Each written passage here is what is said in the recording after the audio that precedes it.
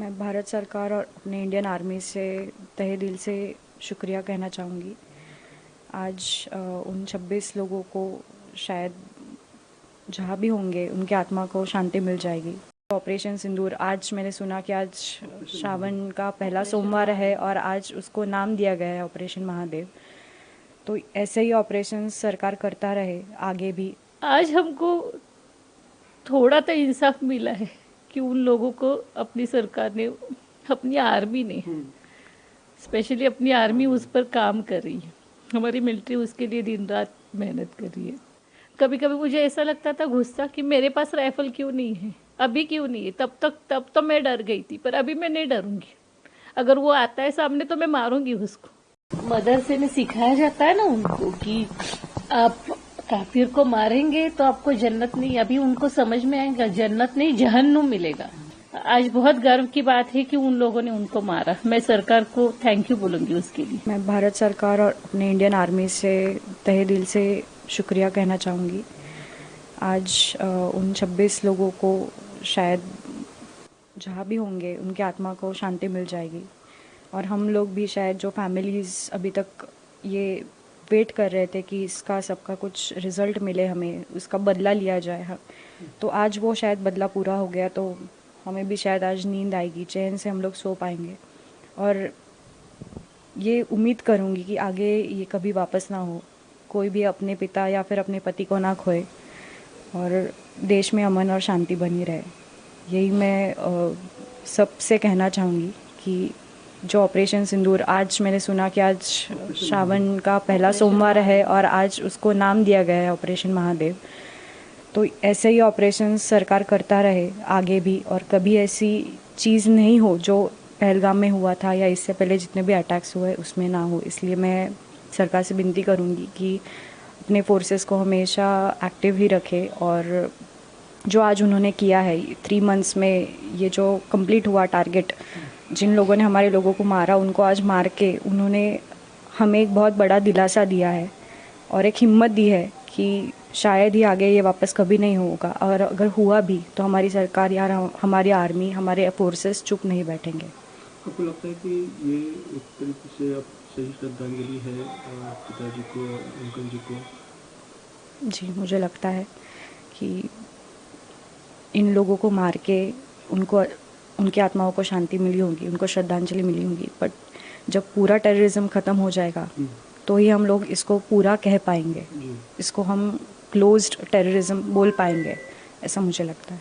हम देख रहे हैं कि जब भी बात होती है आप अभी भी इमोशनल हो जाते हैं। काफ़ी मुश्किल भरे दिन थे ये सारे, जब से ये घटना हुई आप लोगों के लिए। तो कैसे आप कैसे बीतते हैं आप लोगों के दिन, इसके बारे में बताइए। हम लोग अभी भी बहुत डिफ़िकल्ट सिचुएशन में अपनी लाइफ को हैंडल कर रहे हैं। मतलब जब हमारी बात हुई कि न्यूज़ पे ये चल रहा है, और तब मैं बाहर थी तो मम्मी नहीं थी मेरे साथ। तो जब मैं मम्मी को आके मिली तब हम दोनों को, हम एक कंट्रोल नहीं कर पा रहे थे, क्योंकि कल रात को हमारी दोनों की बात हो रही थी कि कब हमें इंसाफ मिलेगा। और आज मम्मी भगवान का बहुत करती है, तो शंकर जी की आज पूजा कर रही थी, आज श्रावण का पहला सोमवार है, तो वो उनसे झगड़ा कर रही थी कि कब हमारे लोगों को इंसाफ मिलेगा। और आज जब वो मिला तो हम कंट्रोल नहीं कर पा रहे अपनी इमोशंस को। मेरी बेटी बाहर थी तो उसने मुझे फ़ोन किया कि मम्मी वो टेररिस्ट को मारा है। मुझे मीडिया से फ़ोन आया, मैंने तुरंत न्यूज़ लगाया, पर तब तक कोई चैनल पर वो डिक्लेयर नहीं हुआ था। और फिर अभी आधे घंटे पहले मैंने वो 3 नीच लोगों को, जिन्होंने, वो टेररिस्ट ने हमारे पतियों को हमारे सामने मारा, उनका फ़ोटो दिखाया ना, तो फिर मैं रो पड़ी। मेरी मम्मी, मैं, हम सब रोने लगे कि आज हमको थोड़ा तो इंसाफ मिला है कि उन लोगों को अपनी सरकार ने, अपनी आर्मी ने, स्पेशली अपनी आर्मी उस पर काम कर रही है। हमारी मिलिट्री उसके लिए दिन रात मेहनत कर रही है। तो उन्होंने उनको ढूंढा और उनको मारा। और अभी जो न्यूज़ आया, उस मालूम नहीं है आपको, हम 3 महीने कैसे जी रहे। मैं दिन रात रोती रहती हूँ, मेरे पति यहाँ से आएंगे, वहाँ से आएंगे। मैं कल ही उनसे बात कर रही थी कि आप क्यों वैसरन वाले में ढूंढ रहे, वो टेररिस्ट को आप मत ढूंढो, अपनी आर्मी है ना।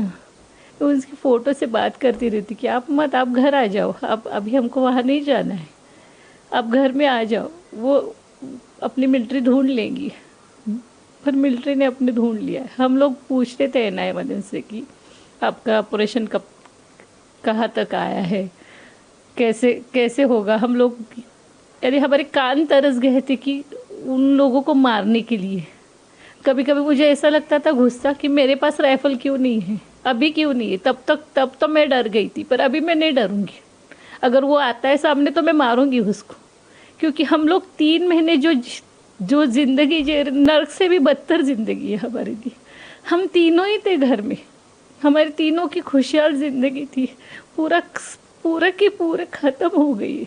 हम लोग अभी जी नहीं पा रहे। मैं आज भगवान से बोल रही थी कि एक तो उनको यहाँ बुला लो, नहीं तो फिर मुझे उनके पास भेज दो। पर अपनी बेटी के लिए मैं अपनी चुपचाप रहती हूँ। मदरसे में सिखाया जाता है ना उनको कि आप काफिर को मारेंगे तो आपको जन्नत नहीं, अभी उनको समझ में आएगा जन्नत नहीं जहन्नुम मिलेगा। जो सबसे नीचे वाला जहन्नुम रहता है ना, जहाँ पर कीड़े रहते हैं, वैसे वाला जहन्नुम उनको मिलेगा।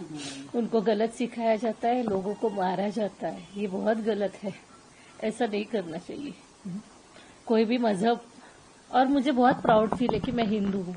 नहीं पढ़ूंगी मैं कभी अजान या कलमा, कोई भी आए मेरे सामने, नहीं पढ़ूंगी। मैं हिंदू हूँ, मैं हिंदू हो जन्मी हूँ और मरूंगी भी हिंदू ही। कोई भी आए जाए मेरे सामने, पर नहीं। मेरे पति जैसे शहीद हुए हैं ना, वीर मरण बोलते हैं उसको, वो उनको वीर मरण मिला है। आज उनकी आत्मा को भी ठंडक मिली होगी कि मेरा मरना वेस्ट नहीं गया। वो दहशतवादी जो पहले भी उन लोगों ने किसी और को मारा होगा या फिर लोगों को तकलीफ दी होगी, इनकी वजह से ही क्यों न हो, पर वो मर गए हैं। सरकार को करना पड़ा है हमारे लिए कि हम लोग कैसे, हम बहुत इनोसेंट लोग हैं, मिडिल क्लास लोग, हम लोग जो पैसे जमा करके अपने फैमिली को लेकर घूमने जाते हैं, क्या करते, और अचानक से ऐसे टेररिस्ट आएंगे और हम लोगों को मारेंगे, तो ये नहीं चलेगा। ये हमारा देश है, ये ऐसे धर्मांध लोगों का देश नहीं है जहां पर आप कहीं से भी आए और हम लोगों को मार दिया। इसका तो बदला लेकर ही रहेंगे। पहले वाली सरकार का अलग था, पर अभी ये सरकार वैसी नहीं है। ये टिट फॉर टैट है और वो करेंगी, और लोगों को पकड़ेंगे और लोगों को मारेंगे। और मैं तो बोलती हूँ जब तक लास्ट का जो दहशतवादी है ना, वो नहीं मरेगा नहीं ना, तब तक ये ऑपरेशन, कोई भी ऑपरेशन रुकना ही नहीं चाहिए। या फिर वो ऑपरेशन सिंदूर हो, या आज फिर मैं तो अपने महादेव से आज बहुत झगड़ा कर रही थी कि मुझे इंसाफ चाहिए। मैं मेरे स्वामी महाराज आज उनसे झगड़ा कर रही थी। सुबह से उठकर मुझे लग रहा था कि आज तो कुछ होने वाला है।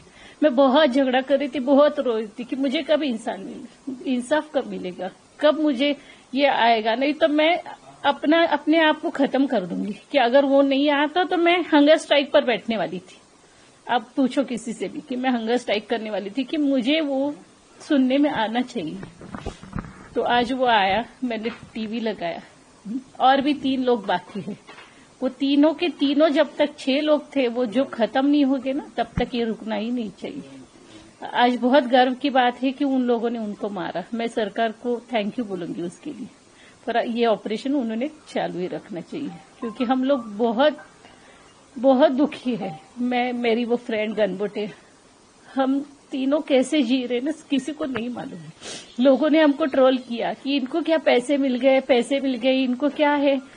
पैसे से इंसान जो जीता है ना, वो नहीं खरीदा सकता। हम लोग, हमारा इंसान जो हमारे बीच में से जो मेरा पति गया है, हमारा जो घर उजड़ गया है, वो पैसे से नहीं भरेगा, किसी के मदद से नहीं भरने वाला। और ये आज जो ऑपरेशन महादेव, उन्होंने आज श्रावण का पहला सोमवार है जो हम लोग महादेव की पूजा करते हैं, तो उन्होंने ये नाम बहुत अच्छा दिया, क्योंकि महादेव और रुद्र जैसे खत्म करता है, राक्षसों को मारता है, इसीलिए रुद्र रहता है। तो ये महादेव ने रुद्र का ही अवतार लेकर वो टेररिस्ट को मारा है। और मुझे महादेव पर पूरा भरोसा है, मेरे स्वामी पर पूरा भरोसा है। और आज ये दिन उन्होंने दिखाया, और इतनी जल्दी 3 महीने के अंदर। मैं सरकार को मोदी सर को थैंक यू बोलूंगी। ये जो 22 अप्रैल का आतंकवादी हमला हुआ था वो हमारे देश पे हमला था। दुश्मन मुल्क ने आतंकवादी भेज के हमारे देश के निर्दोष नागरिकों का जघन्य नरसंहार कराया था। ये हमला देश की अस्मिता में हमला था, देश की अखंडता पे हमला था। निश्चित तौर पे सरकार जो कर रही है संसद में चर्चा वो होनी ही चाहिए। और जिस तरह हमारी सेना ने साहस और शौर्य का पराक्रम का परिचय दिया है उन आतंकवादियों को मार करके, निश्चित तौर पे हम उनको बधाई देते हैं, हम उनका आभार व्यक्त करते हैं। और ये अपनी सेना से, अपनी सरकार से ये आग्रह करते हैं कि जब तक आतंकवाद का पूर्ण सफाया न हो जाए तब तक ये ऑपरेशन सिंदूर जारी रहना चाहिए। चुन चुन के आतंकवादियों को मारा जाना चाहिए, चाहे वो अपने देश में हो अथवा दुश्मन मुल्क पाकिस्तान में उनके बैठे हुए आका ही क्यों ना हो। आज देश के गृह मंत्री अमित शाह जी पार्लियामेंट में ऑपरेशन सिंदूर को लेकर बात कर रहे हैं, चर्चा चल रहे हैं, सांसदों को बता रहे हैं कि ऑपरेशन सिंदूर में सरकार के द्वारा क्या क्या कदम उठाए गए और आगे क्या कदम उठाए जाएंगे। आपको क्या लगता है जिस तरह से सरकार लगातार बिल्कुल ऑपरेशन सिंदूर को लेकर चर्चा पर तैयार है और चर्चा कर रही है? ऑपरेशन सिंदूर निश्चित तौर पे भारत सरकार द्वारा उस घटना के बाद उठाया गया बहुत बड़ा निर्णय था, बहुत बड़ा कदम था। और देश में जिस तरह पाकिस्तान ने हमला कराया था आतंकवादियों के द्वारा, उसका मुंहतोड़ जवाब हमारे देश की सरकार ने, हमारी सेना ने दिया। आतंकवादियों के 9 अड्डों को नष्ट करके, जैसा गृह मंत्री जी और कल रक्षा मंत्री जी बोल रहे थे कि लगभग 100 आतंकवादियों को मारा गया है वहां। तो ये सरकार की बहुत बड़ी प्रतिक्रिया है उस घटना को लेकर के, और सरकार ने बहुत बड़ा कदम उठाया है।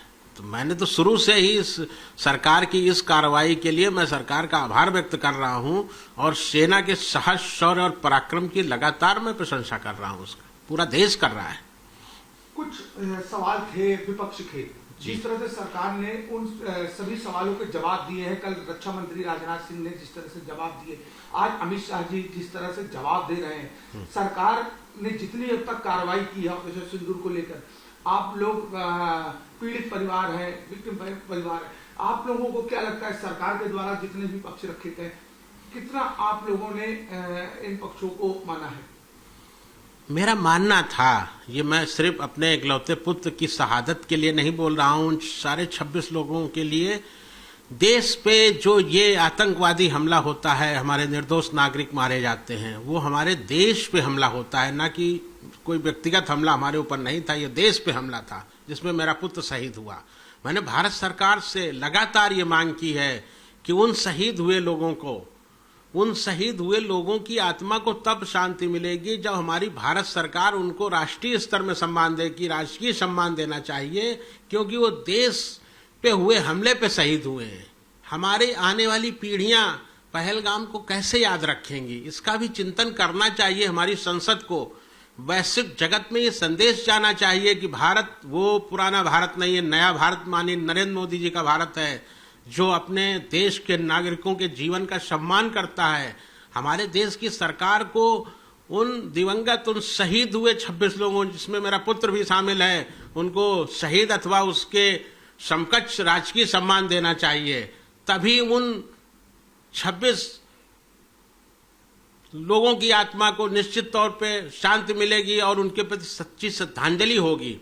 हाँ, मैं पूरी तरह से लगातार संसद की कार्रवाई को देख रहा हूं। मुझे उम्मीद ही नहीं, पूरा भरोसा है कि आज शाम को जब माननीय प्रधानमंत्री जी संसद में बोलेंगे तो निश्चित तौर पे इस विषय में विचार करके निश्चित इस विषय में कोई घोषणा करेंगे और इन 26 परिवारों के दुख को कम करने का काम करेंगे। सेना ने जो कार्य किया है, सेना ने जो आतंकवादी मारे हैं, निश्चित तौर पे सेना को मैं बार बार सलाम करता हूं, बार बार उनकी सेना का आभार व्यक्त करता हूं, भारत सरकार को आभार व्यक्त करता हूं। आज जो खबर मुझे मिला कि ऑपरेशन महादेव में तीनों आतंकी का निधन हुआ है, वो सुनकर अच्छा लगा। और आपके माध्यम से मैं यही बोलना चाहती हूँ कि भारतीय सेना जो स्टेप लिए हैं, बहुत अच्छा स्टेप लिए हैं। इसीलिए भारतीय सेना और हमारे प्रधानमंत्री जी को मैं बहुत बहुत धन्यवाद देना चाहती हूँ, क्योंकि 3 महीना बीत जाए पर जो दोषी है उनको दंड देना चाहिए और जो 2 भाग गए हैं उनको भी पकड़ना चाहिए और वो भी पकड़ में आ जाएंगे और उनको भी वैसे ही दंड दिया जाएगा, ये मेरा भरोसा है। यही बोलना चाहूँगी कि कुछ भी करने से पहले 10 बार सोचना चाहिए, क्योंकि अगर ऑपरेशन सिंदूर ऑपरेशन महादेव हो सकता है तो हो सकता है इसके बाद कुछ तांडव का भी जोर शोर का तांडव भी हो जाए। इसीलिए जो भी आतंकवादी जो फैलाने से पहले 10 बार सोचना चाहिए। हाँ, वो तो है ना, वो हम लोग तो दिखा दिए हैं, ट्रेलर तो दिखा दिए हैं ऑपरेशन सिंदूर में, और ज़्यादा अगर होगा तो वो भी दिखा देंगे कि जो घर में घुस के पूछ के मारेंगे और क्या।